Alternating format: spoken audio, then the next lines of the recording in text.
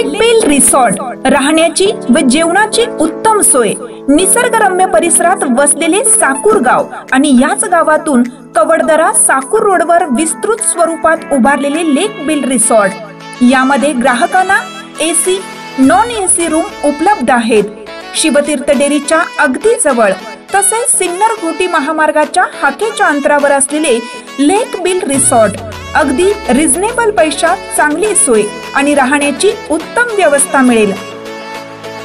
SMBT hospital पासून फक्त 1 kilometre अंतरावर असलेले लेक बेल रिसॉर्ट आपल्या सेवेसाठी उपलब्ध आहे।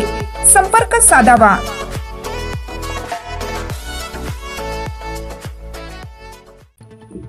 अजित पवार अडचणीत, जिल्हा बँकेला केला होता मदतीचा वादा आणि अडचणीत आले अजितदादा।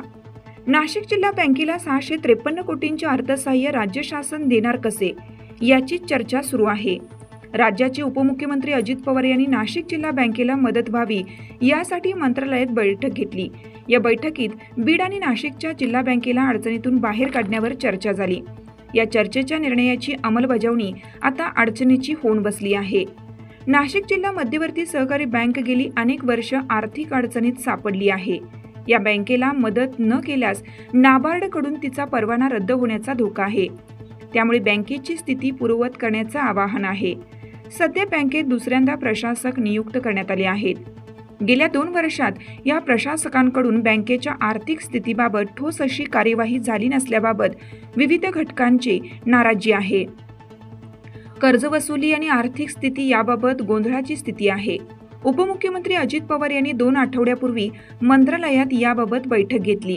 या बैठकीत जिल्हा बँकेला 653 कोटी रुपयांचे अर्थसहाय्य भाग भांडवलाच्या स्वरूपात देण्यात यावं असा प्रस्ताव देण्यात आला होता।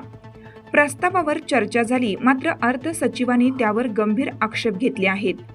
जी संस्था गेल्या 10 वर्षात 2 वेळा कर्जमाफीचे पैसे मिळवून देखील सुस्थितीत येऊ शकली नाही, तिला अर्थसहाय्य केल्यास ती संकटातून बाहेर पडेल याची हमी काय, असा गंभीर प्रश्न केला।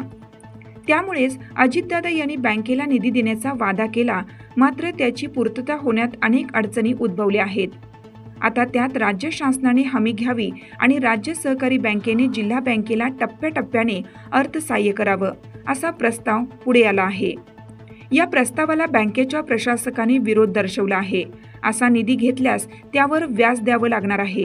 तसेच चोख आणि उत्तम कारभार केला तरच बँक त्यातून बाहेर पडू शकते। तसा कार्यक्षम कारभार करण्याचा सध्याच्या प्रशासकांचा आत्मविश्वास आहे की नाही, याविषयी जिल्ह्यात चर्चा होत आहे। उपमुख्यमंत्री अजितदादा यांचा वादा अनिश्चित होतो की काय, अशी स्थिती आहे। दरम्यान दादांनी घेतलेल्या बैठकीला कृषी मंत्री माणिकराव कोकाटे, अन्न व औषध प्रशासन मंत्री नरहरी झिरवाळ आणि शालेय शिक्षण मंत्री दादा भुसे यांच्यासह दिलीप बनकर, सरोज आहिरे, हिरामन खोसकर आणि नितीन पवार हे 4 आमदार उपस्थित होते। लोकमान्य न्यूजसाठी संचालक लक्ष्मीकांत शिंदे, नाशिक।